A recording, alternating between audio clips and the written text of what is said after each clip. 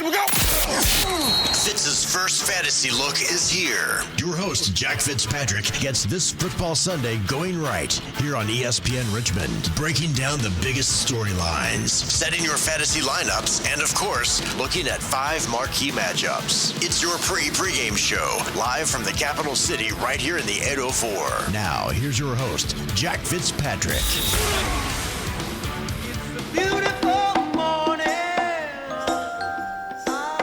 Live here in Richmond, Virginia, the capital city, and it is a gorgeous fall morning. That's why we've got to bring on the Rascals to help us get started on this NFL Week 6 Sunday. Games start in about 28 minutes. The Jacksonville Jaguars, the Chicago Bears, facing off in Game 2 of the London series. They'll play at the Hotspur Stadium in London. Should be a great one. The 1-4 Jaguars are a 1.5-point favorite over the 3-2 Chicago Bears. Welcome into Fitz's first fantasy look. I'm your host, Jack Fitzpatrick. We are your pre-game show, getting you set for all things happening around the National Football League on this Week 6. You can call, chat, text in at 804-327-0888. We're live here for the next 57 minutes, breaking down some of the biggest storylines, getting you ready with your fantasy lineups, and of course, talking some big marquee matchups. And folks, this Week 6 has a ton of great matchups. Maybe the game of the year. Maybe I'm being a little too aggressive. The Washington Commanders against the Baltimore Ravens. Ravens 7-point favorites. We'll talk about that in the third segment in a little bit. But first, we got to talk some major storylines. And this is a weekly NFL show. We come on every Sunday morning, 9 a.m. live here from the capital city. So apologies if we're a little delayed on some of the things. You can catch all of the latest opinions, all of the latest storylines with our daily programming throughout the week, whether it's Border to Border with Matt Josephs, whether it's the Sports Huddle with Bob Black, the Sports Phone with Big Al. They have it right when it happens. But I got to talk here about Robert Saleh getting fired. Saleh wasn't the issue in New York. Granted, he wasn't not the issue, if that makes sense. He wasn't what was giving them their wins. But, I mean, at the end of the day, Woody Johnson, if you're going to make this firing here at the end of Week 5, heading into Week 6, come on, brother. Why didn't you just make that firing in the offseason? We just went through an entire offseason with Robert Saleh doing all of the practices, doing all of that. But at the end of the day, he wasn't the issue. Aaron Rodgers is the issue, and that falls on you, Woody Johnson. You've given all of your power to this egomaniac quarterback who's not performing well and wasn't performing well in 2022, his last season with the Green Bay Packers. Look, I get his 2020 and his 2021 were fantastic, but then he dropped off a cliff production-wise in 2022. Then, 4 snaps into his New York Jets tenure, he pops his Achilles. And what do? No, we don't adjust our plan. We say, you know what? We're going to let a 40-year-old quarterback coming off an Achilles injury, an injury that has in the past destroyed people's careers, we're going to continue letting him be the number one guy. We're going to continue letting him essentially call the shots with his boy, Nat Hackett. Nathaniel Hackett is a hack. He's not a good offensive coordinator. That's been displayed by the interim head coach, Jeff Ulbrich, taking away play calling duties from him. He's given it to Todd Downing. That right there shows you that Hackett is the issue. That right there shows you that Robert Saleh shouldn't have been fired. Look, I get it. He wasn't a great coach. He didn't have a good win-loss record. His win-loss record wasn't that good. And I'm sorry for coming in so hot on this Sunday morning, but this just makes my blood boil. Aaron Rodgers has been bad dating back to his last fully healthy season.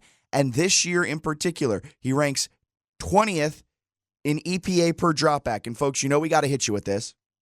Nerd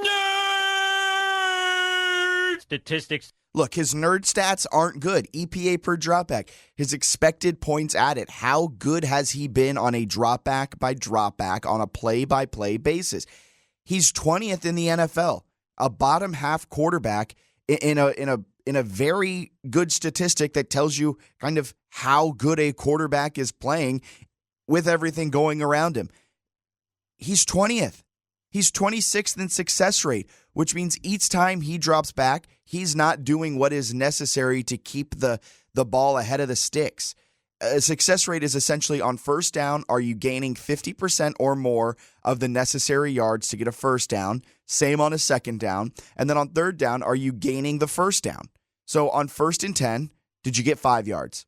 On 2nd and 5, did you get 2.5 yards? On 3rd and 2, did you get 2 yards? That's what success rate is measuring. And he's 26th in that.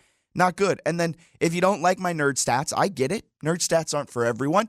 Well, he's still 15th in total pass yards. He's coming off of a 3-interception game last time out in London, something that he's only done 4 other times in his career. The dude's washed. The dude's over. His Achilles is hampering him, but even before that Achilles injury, he wasn't one of the top half quarterbacks in the NFL based off of his 2022 season with the Green Bay Packers.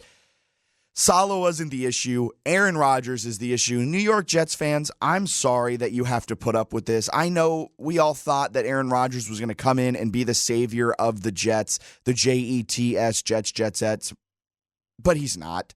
He's just not going to be the savior. And as long as Woody Johnson is your owner, I don't think there's much hope over in East Rutherford, New Jersey, home of the, checks notes, New York Jets.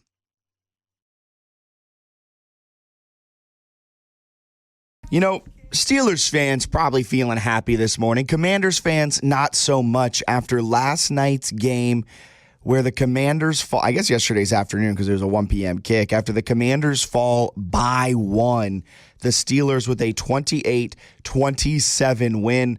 The box score is so funny for Pittsburgh because they just chipped away. They were just the little engine that could. 7 points in the first quarter, another touchdown in the second quarter. Let's do it again in the third quarter, and one more time, a nice little moonball, vintage Russell Wilson to Mike Williams in the fourth quarter to cap off that 28-27 win.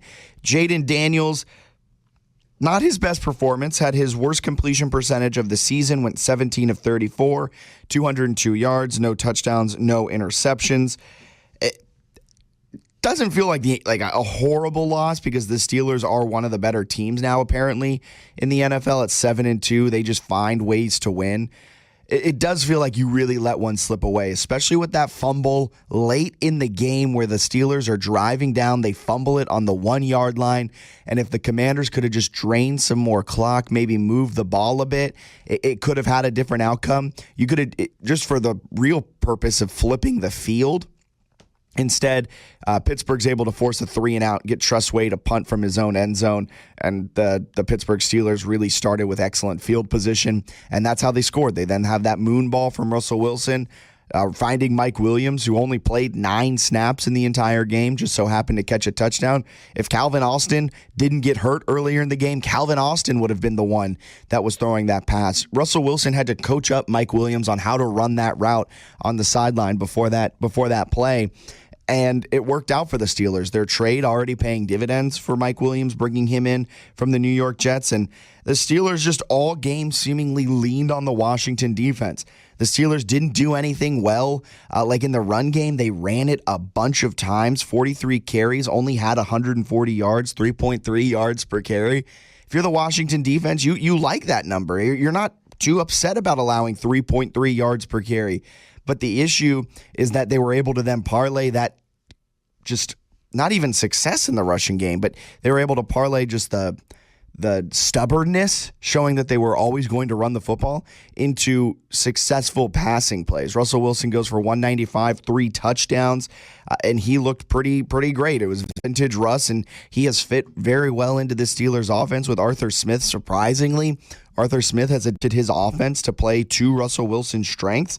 And at the end of the day, the Steelers just did enough to win. George Pickens goes off for 5 catches, 91 yards, and a touchdown.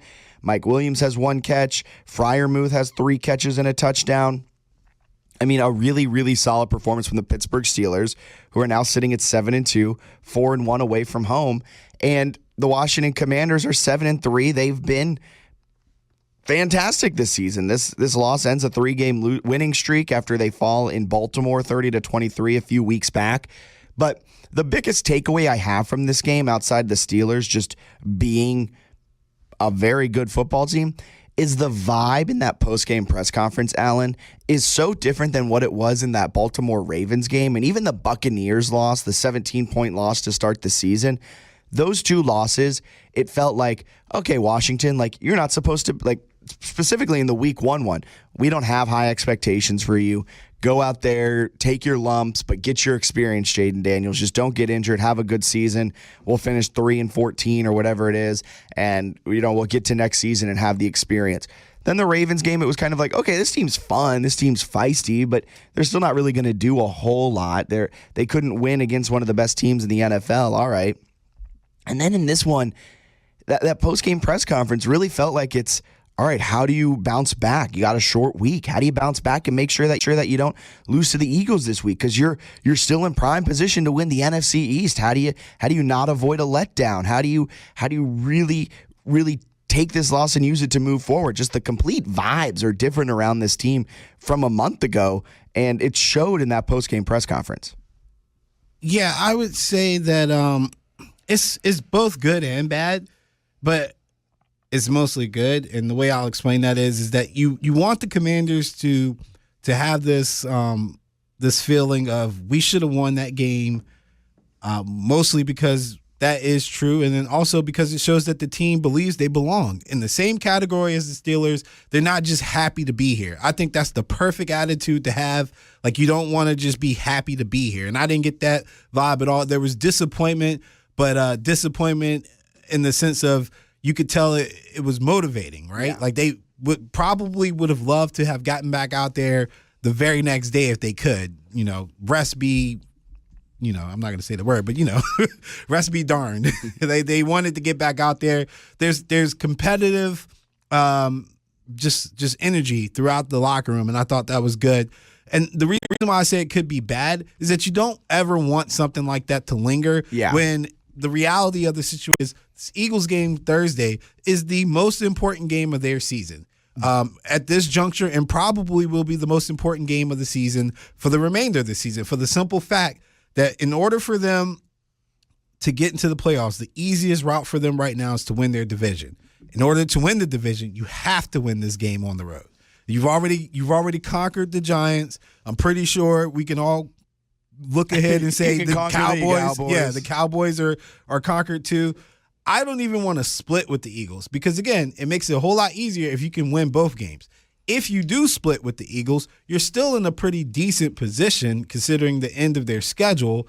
I think it's pretty light. The Saints, the Titans, the Falcons are the other three teams. Like, I think that's light. Yeah. And so it just kind of becomes somewhat of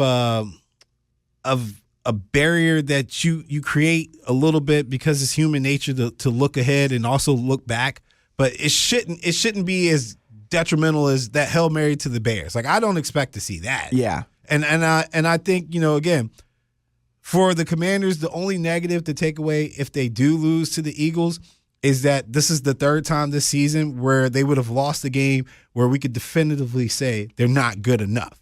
And those three teams, the Ravens, the Steelers, and the Eagles, if they do lose, are a representation of what they're going to see if they get into the playoffs. Yeah, I think you put it in a really good way, too, where that press conference, it felt like they're not just happy to be here. They expected to win that game.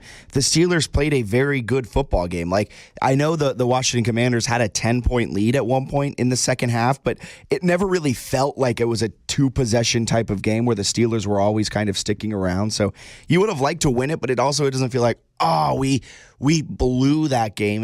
We let that one slip out of our fingertips. A play here, a play there, and things could go very drastically. Speaking of that, play here, play there, I do want to get your initial take on, did Zach Ertz get that first down? I mean, it's iffy in real time. I will always be the person that says you shouldn't even leave it up to chance like that. You should have been another yard behind. Run your route a little deeper. And you're a veteran, right? So like just to have it be that close is kind of I almost want to say, like, dude, it's your fault for even being in that position. But at the end of the day, I thought the knee down where he was touched and where the ball was, I'm not going to lie to you, I thought it was a little short. I would have liked to have seen a measurement. I don't think they measured it. I think they just called it. Yeah. The spot, too, that he got was horrible, but then even after review. That's where the press box kind of hurts me because I couldn't really see the spot. So even on TV, like we didn't get a good view of that. He caught it, let's call it on the 40 3/4 yard line, and they spotted on the 40. Where if they spot it where he truly caught it, where it looked like he caught it on the broadcast, he still would have been short, in my opinion, but it would have been very close. But they just spotted it almost an entire yard back. See, yeah. That yard makes a huge difference. That yard makes a very big difference. So, like, instead of bringing out the measurement and checking it, they were just like, oh, he's clearly not there. It's turnover. Yeah, I would have liked to have seen a measurement. But, again, we can look back at this one or two ways. From the Commanders' side, we let that one get away. From the Steelers' side, we really made that a lot harder than it should have been. They were sticking around. That defense really bottled up Jaden Daniels exceptionally well, held him to his lowest completion percentage of the season. I don't know if I've ever seen the Steelers play that aggressive. Like, I've seen them aggressive, and I know it's in their nature. But when I say aggressive, there were times, and I'll have to go back and look at the all 22s, but I swear there were times where there wasn't even a safety really deep. Like, they were about 15 yards max from the ball. They said, we are loading the box and we are coming after you. And one of the plays, the safety he blitzed. He was like up so close, he looked like another linebacker. And you would think they bail out. Nope, he came. And so for me, that's a sign of respect to Jaden Daniels as an athlete. Yeah. That they knew he's talented enough that if we just play our normal base defense, we don't if we don't give him different looks. And there was I think a drive early in the second half where it did bite him in the butt. And I think the Commanders ended up scoring, and then they kind of pulled it back a little bit. But again, I thought there's no one particular thing I can look at and be like, they could have did this better, they could have did that better. To me, it all evened out, and really even on special teams, the muff punt and the dropped punt return or the fake punt, like they kind of evened out. And that's why the score is 28-27. It was an even game. It was hard fought, and the Steelers happened to make the right play at the right time with that moon ball to Mike Williams, and that just felt vintage Russ. That made me sick, though, I'm not gonna lie. But there was a play late in the game where the Steelers are going for it on 4th and 1. They're lining up, and the broadcast knew it. You probably knew it in the press box. I knew it watching at home, that Russell Wilson is going to try and draw him off sides. Russell Wilson is going to use the hard count. Mike Tomlin is a conservative coach. He's not going for it here. And then Johnny Newton jumped off sides, gave the Pittsburgh Steelers the first down, and all they had to do was kneel it out once, and that was the end of the game. And I really liked what Jaden Daniels had to say after the game about Johnny Newton, because we can all point to him as the reason they lost that game, but there's so many other things that happened throughout the game that make it where it seems like that is the reason they lost it. But you can't make that mental mistake, but at the same time, that one mental mistake isn't the reason why Washington lost it. Jaden Daniels had a really poignant thing, really great thing he said after the game about Johnny Newton. You'll hear it here.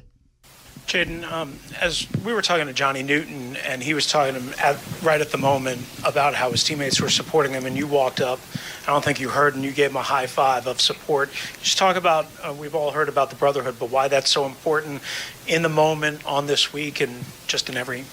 Yeah, it's not all on him.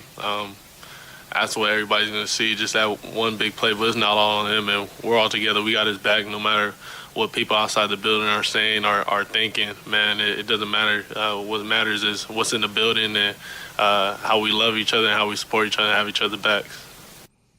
Yeah, that's great, because you could easily, even as a team, pile on this rookie guy.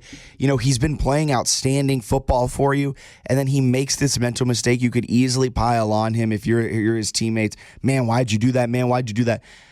He came together around him. You saw it on the broadcast. He was bawling the second that play happened. You saw the emotion. He wore it on his sleeve, and his teammates came up to him and let him know that it's all right. It's all right. It's just one loss. Still have a lot of season ahead of you, and we're going to need you to play a big role here down the stretch. And he's been playing a big role for him.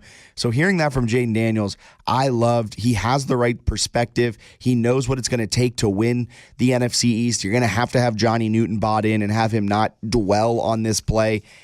I will say, though, that's a mental mistake you cannot make. I know the game does not come down to that, but that is a mental mistake Johnny Newton just cannot make. When he jumped, he's just like, no, what are you doing? Just don't move. Just don't move. And you have a chance. You're putting the ball in Jaden Daniels' hands with a minute left on the 50-yard line. All you need is a field goal. Just don't move. Mike Tomlin's not going for it. It's a rookie mistake. It's not the sole reason they lost. It is a reason they lost, but it's not the sole reason. And hearing Jaden Daniels have that type of almost veteran type of leadership as a rookie in game 10 of the season, really awesome to see.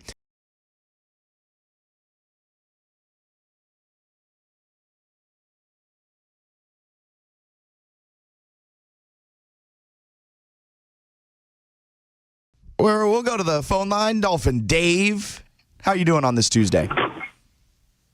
I'm doing good. I just want to point out to you guys that I realize that, this is excuses.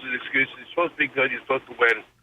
But 2 games in a row, we lost with 5 seconds on field goals. And I was at the game in Indianapolis, and we lost when Raheem Moser decided to fumble in the red zone, which we were getting ready to go in for a touchdown. So we ended up losing by 6.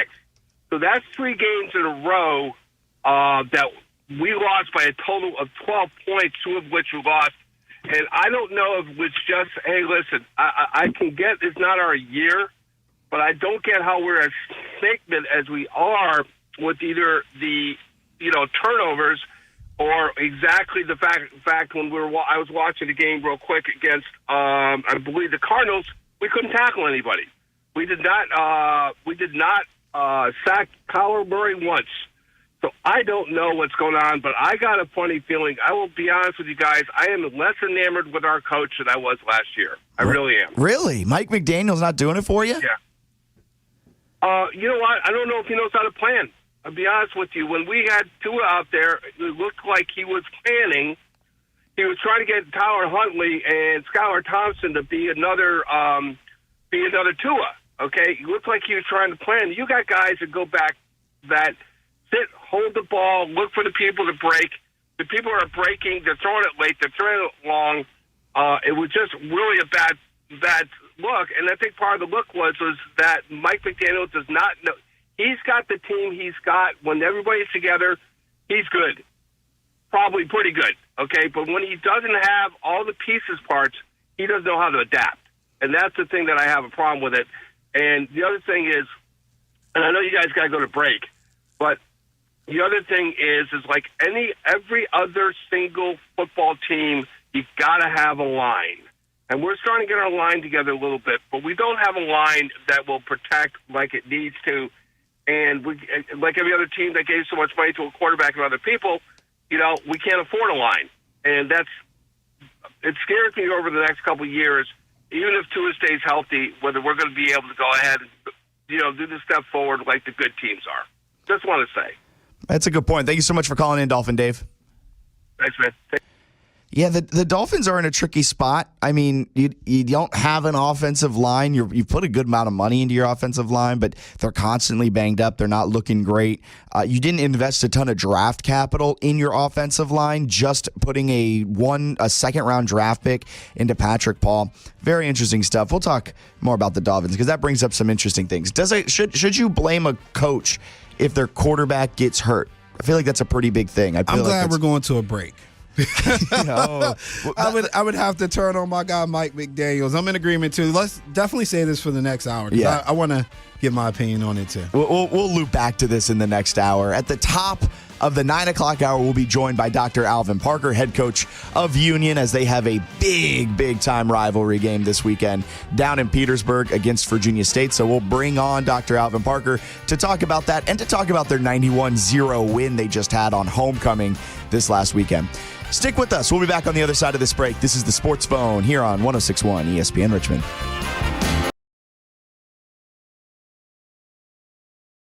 Welcome back into 106.1 ESPN Richmond. I'm Jack Fitzpatrick, filling in for Big Al on the Sports Phone this morning. We're joined now by Danny Heifetz, host of the Ringer Fantasy Football Podcast, and third place in their trivia contest as well. So super glad that he's taking the time out of his day to join us. Danny, how are you doing today? I'm doing great, man. I'm just working on my trivia. Fantasy teams are good. Trivia's going terribly. Yeah, that's why we brought you on today, to talk some fantasy football, probably talk some Jane Daniels, some Commander stuff. And I've been ranting on the Dallas Cowboys all week. So we're going to keep that train most likely rolling, because I'm still confused why they gave up a 4th-round draft pick to bring in Jonathan Mingo. But we'll get to that in just a little bit. First off, fantasy football, you graduated from the University of Richmond. I was doing some LinkedIn sleuthing. I got to bring it from Richmond to fantasy football. How did you get from point A to point B? So, yes, I went to the University of Richmond in Virginia, and I studied journalism. And my first job was working for the Washington Commanders team website, at the time, as an intern. And then I parlayed that into an internship at the Ringer, and then I was at the Ringer, and then I've been at the Ringer ever since. So I'm that rare, weird millennial who's had the same company for like 8 or 9 years. So 9 years now, so I feel a little old. But yeah. Again, you've turned that into learning some stuff about fantasy football, knowing about fantasy football. So that's where we're going to go here. First question, the big one. Up to this point in the fantasy football season, right, we're about the midway point of the year, right? Maybe a little past it. Who has been the fantasy MVP in your opinion? Who's been the biggest contributor to success in this fantasy season? I think it's got to be the Ravens. It's Derrick Henry and Lamar Jackson. Usually, honestly, the answer is a player outside the top 100, like a Jaden Daniels that you got later in the draft, who's been just as good as the guys you take in the first round. But it's hard not to look at Derrick Henry this year, who basically is good for 100 yards and a touchdown or two every single week.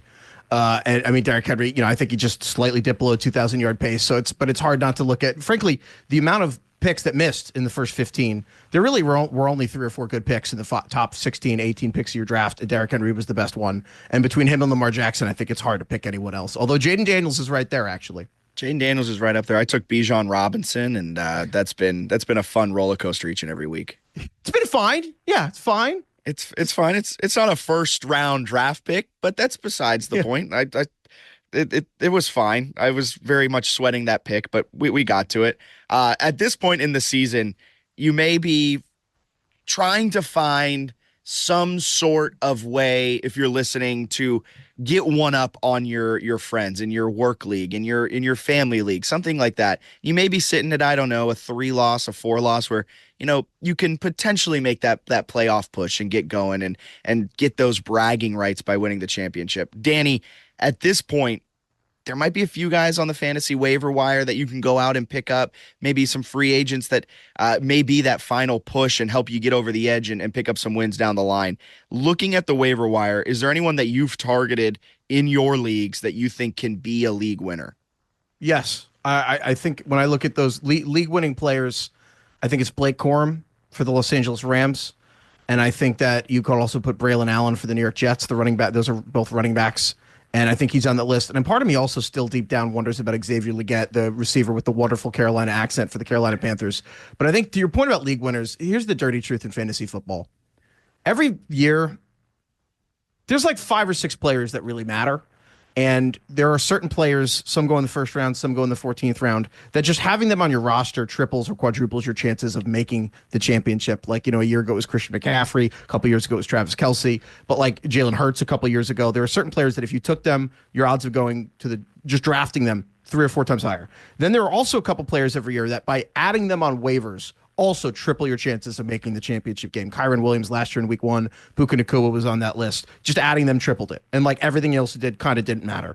And a couple years ago, Jerick McKinnon, after December 1st, led the league in receiving touchdowns. A running back for the Kansas City Chiefs, who was 30 years old, coming off an ACL and an Achilles, I believe. Probably. 8 receiving touchdowns after December 1st. And like if you added Jerick McKinnon, your odds of winning the league were like 5 times higher than if you did not. And so there, as much as you want to like scrape away at the margins, the reality is you just have to like try to find that one, or there are 2 or 3, maybe 3 players that will make a difference down the stretch. And I look at it as Blake Corum, simply because the Rams offense looks good now as long as Stafford's healthy.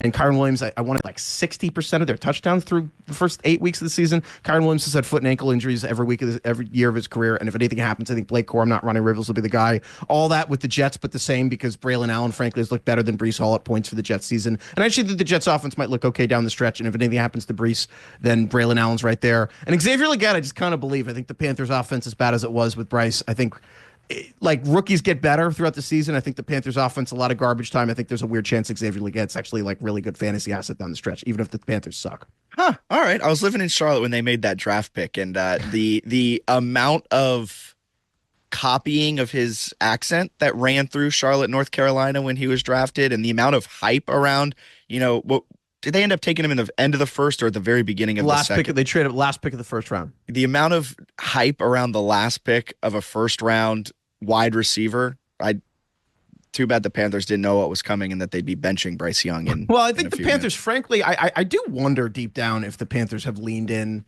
I don't know if it's David Tepper who owns the team, if they've leaned into like the local flair. I wonder if when they're 50-50 on a player, if they just have decided to like have local guys, because to Legette, like signing Jadeveon Clowney, frankly, felt to me like a very much like a local nostalgia play. Yeah. So I don't know what they're doing, but yeah, it's hard not to love Legette and Asparagus. Like it's hard not to love that. I have a conspiracy theory about Xavier Legette. I don't think his accent's that thick. Like I think he plays it to the camera. So I do not think that Xavier Legette is actually walking around his home saying, "Can you make me asparagus tonight?" Like I think he plays it up. That's a good conspiracy theory. That's a good take. I think you're wrong, but I like the take. All right, that's fair. That's fair. Keeping it moving from rookie wide receivers to rookie quarterbacks this class, fantasy wise, has done some pretty impressive things. I think Bo Nix has been shockingly good despite being Bo Nix. Jaden Daniels has overperformed my expectations. I was very low on Jaden Daniels coming into the NFL. I was on these airwaves citing a lot of, advanced nerd stats, as we lovingly call them, that maybe weren't necessarily showing that Jaden Daniels would be successful. But here we are. Caleb Williams also having a good year. Are you shocked by any of these fantasy football quarterback performances by the rookies so far? Yeah, I'm shocked by Jaden Daniels. I think I was the biggest proponent of Jaden Daniels entering this season in fantasy, and I didn't think he'd be this good because I thought Jaden Daniels would be excellent from a fantasy football perspective as a player who's an incredible scrambler, has deep shots, will have solid passing numbers. But I pictured it more like Washington defense terrible. Jaden Daniels going to be like scrambling from a bad offensive line, sacks, or picking up a lot of first downs with his legs. Rushing yards are worth like 3 times more in fantasy. I did not anticipate Jaden Daniels very much probably deserving to be the 3rd or 4th in MVP voting if it happened halfway through the season. Like I did not see that coming at all. I mean, I frankly like the competency of Jaden Daniels has been incredible. It's hard to overstate it. I think that he's would you rather have Jaden Daniels or CJ Stroud right now? I think that was an unfathomable question to be asking 2 months ago. I think it's totally legitimate right now. The week to week improvement, the poise. I think I don't know how much you want me to go on about Jaden Daniels. I could talk about him forever, but that to me is he's honestly, I think he's one of the 2 or 3 biggest stories of the entire season. Here's the follow up to that, though. You brought it up: CJ Stroud or Jaden Daniels. Which one are you going with right here, right now?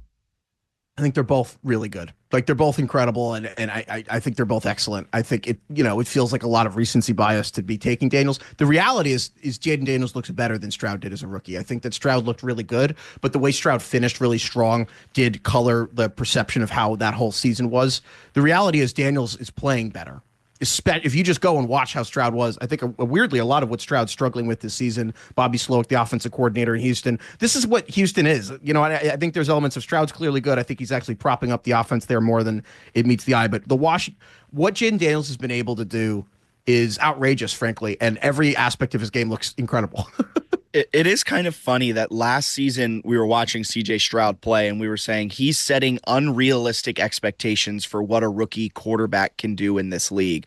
We shouldn't expect this from Caleb Williams. We shouldn't expect it from Jaden Daniels because what CJ Stroud did was so just an outlier. And now here we are 12 months later. Jaden Daniels is outperforming him. We'll likely get some MVP votes. We'll have more MVP votes than Russell Wilson does in his entire career, and that's a whole nother point. But it's just insane that what we've seen from Jaden Daniels, and it's kind of funny how much an owner impacts a team, it feels like. Oh my God. I mean, to tell you the truth, so I'm a Giants fan. I'm from New York. I'm a Giants fan. I went to Richmond, but I live in Washington, D.C.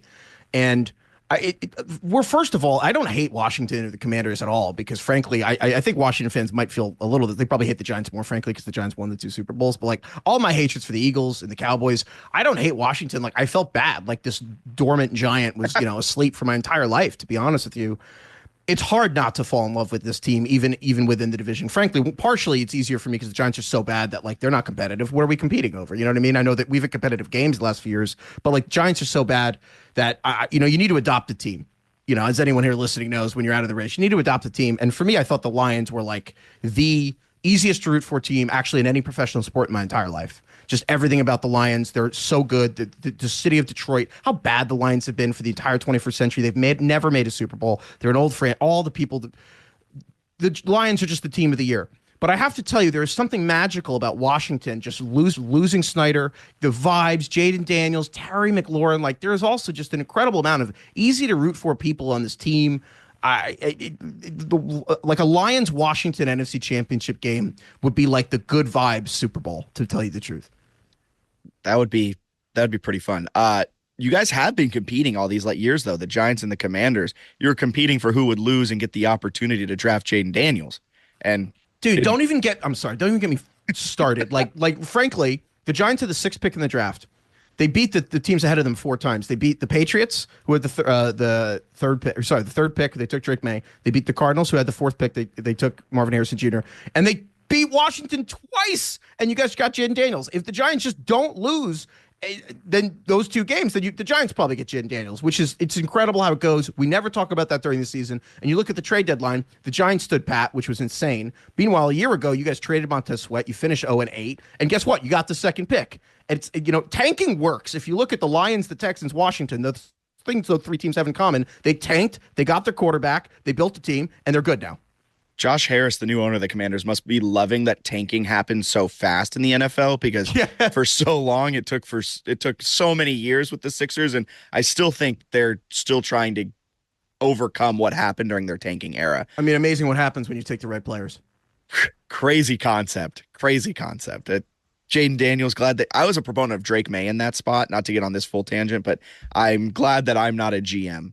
Well, I think the thing with Jaden Daniels, the virtual reality, I don't think can be understated. I don't know if this is how much of a story this is locally, but like Jaden Daniels does virtual reality headsets every week. I think it's like actually quite, by an overused phrase, but quite literally game changing. And he what Jaden Daniels is watching, on Netflix or podcast or what, I have my Ringer Fantasy Football Show, listen to us on Spotify or wherever. Like you can accelerate a podcast 1x. I want to watch this at 1.5, or YouTube 2x. 3. Jaden Daniels cranks the VR to the max and watches the plays at 5x speed or 3x speed or something. That's insane. And that's why, if you're wondering why does this rookie process better than any rookie ever, one, he played 5 years of college football. He's the only college football player ever, like 12,000 yards, 3,000 rushing. It's because he played a ton of games.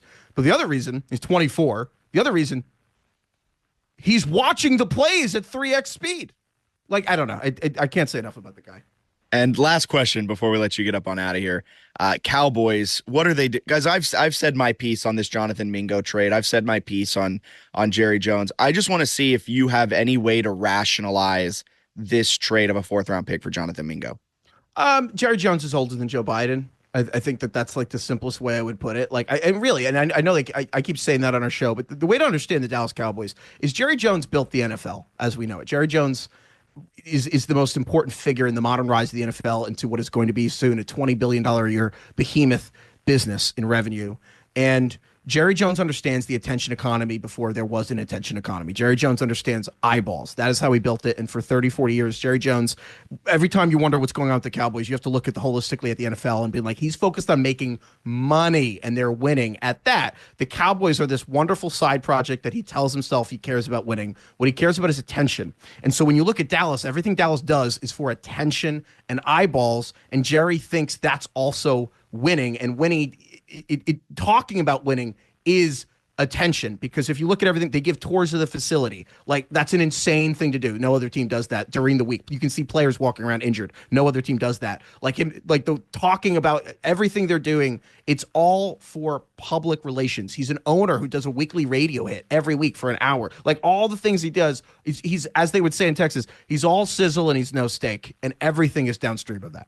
Yeah, we were talking with former JMU quarterback Ben DiNucci about the Dallas Cowboys and his experience there, and he was kind of mentioning that, yeah, it was a little weird when you're working out on a Tuesday and people are just like looking at you like you're a fish in a fishbowl. So go ahead, Cowboys, continue doing it. And Jonathan Mingo, I hope he has success in the Big D, because look, the fish rots from the head, as my mother would say. So, it's Jerry's fault. That's the perfect way to finish it. Danny, thank you so much for coming on. You can check out Danny Heifetz on the Ringer Fantasy Football Show. Fantastic fantasy football advice each and every week. Danny, thank you for your time. Thank you for having me. Thank you again so much to Danny Heifetz for joining us. One of the best in the fantasy football world. And we'll talk a little bit more on the other side of this break about more on the Cowboys, because later last night, some Dak Prescott news came out in terms of how bad his injury actually is. If you want to follow along with Danny, he's at Danny_Heifetz. That's HEIFETZ. You can also listen to the Ringer Fantasy Football Show wherever you find podcasts. Awesome stuff from him. Thanks again to Danny for joining us. And the fish rots from the head. I love that saying, and I may be incorporating that more into my daily life. We'll step aside and be back with the latest on the Dak Prescott injury. You're listening to the Sports Phone on 106.1 ESPN Richmond.